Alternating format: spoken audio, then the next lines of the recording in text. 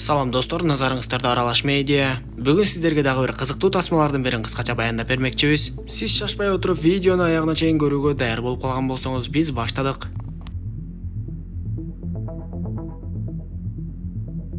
Тасманын башында эле Чан Хок деген бала менен таанышабыз. Ал гепатит Б менен ооруп ооруканада жаткан учуру болчу. Негизи бул оору аба аркылуу жугуштуу болбосо дагы, ата-энеси Чандын жанында болуудан бир аз чочулашып, ага жолугуу үчүн достору дагы ооруканага келбей коюшат. Керек болсо оорукананын ичиндеги адамдар дагы Чандын жанына жолобой андан алысыраак болгонго аракет кылып жатышты. Ушул убакыт аралыгында Чанга канчалык оор күндөр болбосун, Даын деген медайым аны карап баштагандан бери баардыгы жакшы боло баштады. Сыягы ал медайым кыз Даынды жакшы көрүп калды айтор. Аны ар дайым көргүсү келип калса кубана берчү. Бир күнү түн ичинде эле Чан өз бөлмөсүнөн чыгып, кире бериш бөлүмдөрдү басып жүрүп эле Даынды көрүп калат. Көрсө Даын терезе жакта чылым чегип жаткан болуп, Чан аны менен сүйлөшкөнгө аракет кылат. Ал Даындан колундагы шакеги жөнүндө сураса, Даын ал шакекти жөн эле тагынып алгандыгын айтып, бул шакек мен үчүн эч кандай деле маанилүү эмес деп коет. Анан да Даын ошол жерден эле Чанга өзүнүн түнкү кезекте иштеп баштагандыгын айтып, жумушта ар дайым өтө чарчап жаткандыгын айтып бере баштайт. Дал ошол учурда төмөн жактан башкы медайым чыгып калып, чылымды ким чегип жатат деп кыйкырып жиберсе, Даын шашкалактап эле Чанды урушуп кирет. Ал тескерисинче Чанды чылым чегип жаткандай кылып көрсөтүп, экинчи бул жерден чылым чекчү болбоңуз деп урушуп салат да кирип кетип калат. Анда эмне кылаарын билбей эле унчукпай туруп калган Чанды башкы медайым дагы урушуп өз бөлмөсүнө киргизип жиберди. Эртеси Даын Чанга келип кечээки болгон иши үчүн кечирим сурап, анан да Чандын тамактарынан жеп жибергендигин өзү дагы байкабай калат. Ошол күнү түндө болсо Даын ушунчалык чарчагандыктан Чандын керебетине эле башын коюп уктап калат. Ошону көргөн Чан дагы Даынды болушунча колдогонго аракет кылып, ар дайым ага ата-энеси алып келип берген тамактары менен Даын экөө чогуу тамактана башташат. Анан да телефонуна жазууларды коюп, Даынга мандариндерди калтырып, Даын чарчаса эс алып алсын деп керебетинин жарымын дагы бош калтырат. Ошентип Даын ар дайым бейтаптык карап жүргөндөй көрүнгөнү менен, тескерисинче бейтап Даынды карап жаткан болуп, Даынга эркектик көңүл буруу жетишпей жатканбы айтор экөө жакшы убакыт өткөрүп жатышты. Бирок Даын такыр эле кесиптештеринин көзүнчө Чанга жакшы сүйлөп мамиле кылбайт. Мындай көрүнүшкө Чан адегенде бир аз таңданып жатты. Ошентип дагы бир нече күн өткөндөн кийин дарыгерлер Чанды болду айыгасың дешип, эртеси күнү ооруканадан чыгарабыз деп айтышат. Мындай кабар албетте Чанга жагымсыз болду.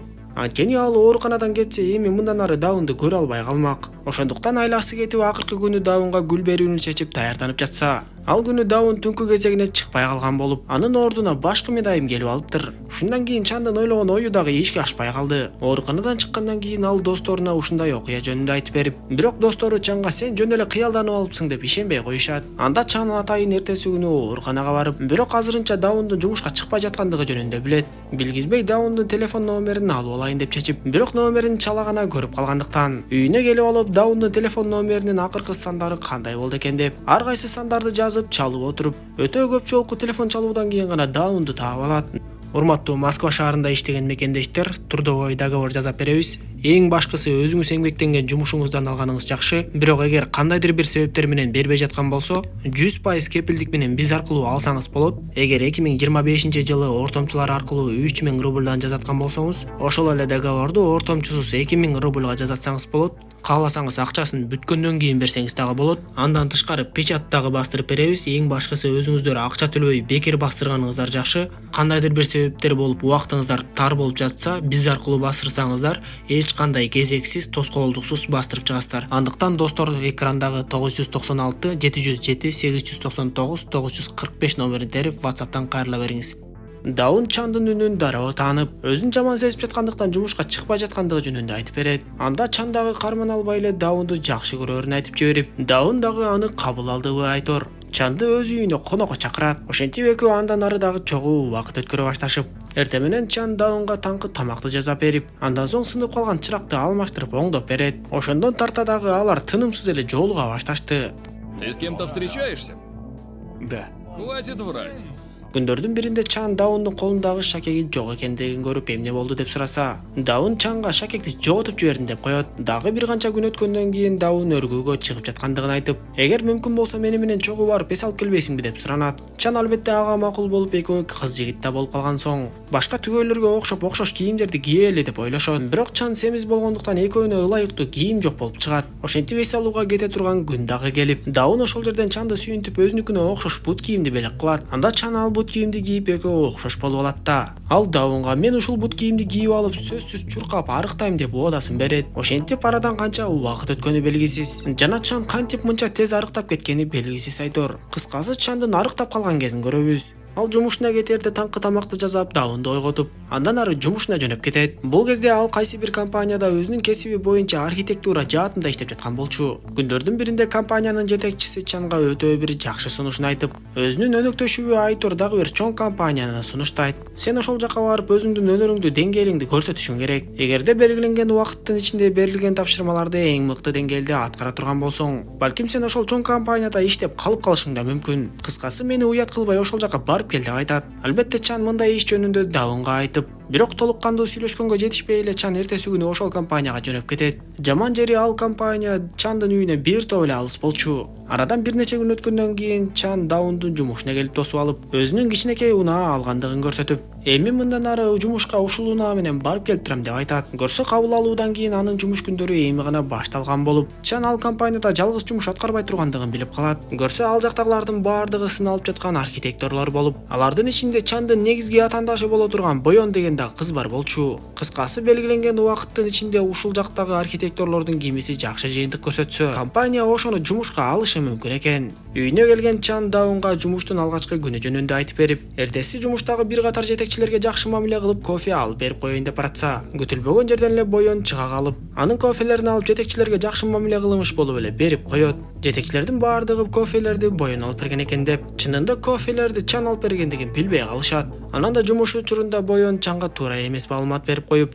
Чан жетекчиликтин алдында аз эле жерден тил угуп калайын дейт. Анысы аз келгенсип чогулуштарда Боён өзүн лидер көрсөтүп эле ар кандай сөздөрдү шумдук болуп сүйлөп жатса, Чандын ачуусу келип Боён менен тирешүүгө өтөт. Ал өзүнүн тажрыйбасынан пайдаланып, бул көпүрөнүн модели туура эмес куралган. Мындай көпүрөлөр көпкө чыдай албай бизге кайра чыгым алып келет. Ошондуктан мындай кылыш керек деп өзүнүн идеяларын айтып, жетекчилерди өзү тарапка буруп кетет. Ошол күндөн тарта тескерисинче Чандын иштери жакшыраак жүрүшүп, мындайча айтканда ал Боёнго үстөмдүк кыла баштады. Бирок күн сайын алыс жолдон үйгө кайтканда жолдо тыгында туруп, жумушта дагы катуу иштеп жаткандыктан өтө эле чарчап калып жатты. Өтө чарчагандыктан үйгө келип эле кулап уктап калып жаткандыктан, эртеси күнү Даун Чанга телефон чалып, эгер өтө чарчап калып жаткан болсоң, анда ошол шаарчадан эле ижарага батир алып, жумуштан кеч калып калган күндөрү ошол батирге эле жатып алып турбайсыңбы деп сунуш кылат. Чан ага макул болуп тынымсыз ишин улантып, ал эми Боён болсо баягыдан кийин жумушуна өтө эле жетишпей жаткандыктан, ал дагы өтө чарчап үйүнө барбай күнү-түнү ушул жерде иштеп жатыптыр. Анан да тынбай эле жумуш учурунда тамактана бергендиктен, Чан ага жумуш учурунда тамактанбачы деп урушат. Ошондо Боён ыйлап жиберип, мен дагы сага окшоп эле көпүрөнүн моделин айтылган убакытка чейин бүтүрүшүм керек деп айтат.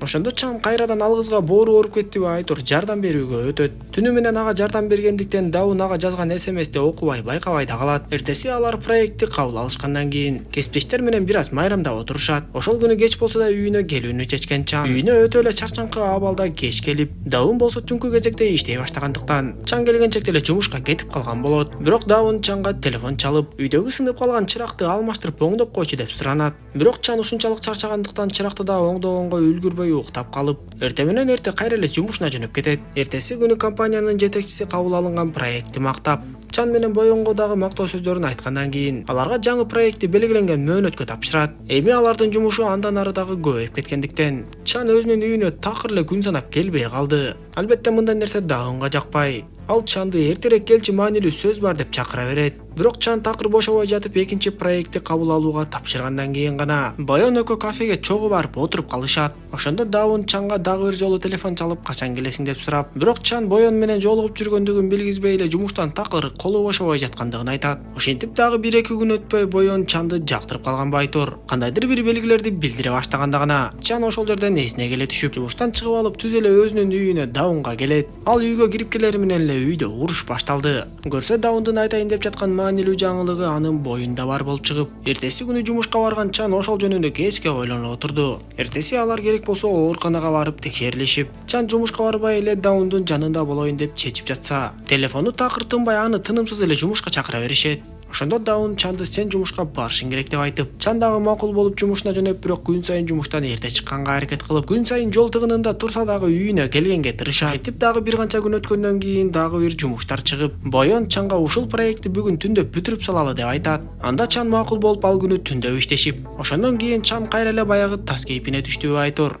Үйүнө күн алыс бир келсе келип, келбесе жок болуп эле ошол жакта жүрүп калат. Акыры бир күнү убакыт таап келгенде Даун экөө чогуу базарлашып, бирок Чан ар дайым жумуштан колу бошобой чарчап жүргөндүгүн айта берет. Даун болсо жөн гана Чан менен бирге убакыт өткөргүсү келип жаткан. Бирок Чан эптеп эле керектүү нерселерди алып берип коюп кеткиси келип жаткандай сезилди. Ошентип экөө ар нерсени талашып сүйлөшүп жаткан учурда эле Чан байкабастан Даунду Боён деп айтып алат. Ошондо Даун Чанга сен көрсө башка бирөөнү таап алган турбайсыңбы деп ыйлап баштап, ушундай көрүнүштөрдөн кийин Чанга ишенбей чечимди чыгарып баланы алдырып салгандыгын айтат. Бул кабар болсо Чанга өтө деле таасир этпедиби Айтор. Бул ишке экөөбүз тең күнөөлүүбүз деп коет да. Даунду үйүнө жеткирип коюп өзү кайра эле жумушуна жөнөп кетип калат. Эртеси күнү болсо Чан биротоло эле Боёнго байлана баштаган Айтор. Аны менен кадимкидей эле жакындан мамиле башталып кетет. Күндөрдүн биринде ага эс алууга 2 билет келип, ал билетти Даунга жөнөтөт да ким менен баргың келсе ошол менен барып кой деп айтат. Ошентип эртеси күнү проекттердин финалдык кабыл алуулары болуп, бардык проекттер ийгиликтүү болгондугу менен Боён дагы, Чан дагы жана башка архитекторлор дагы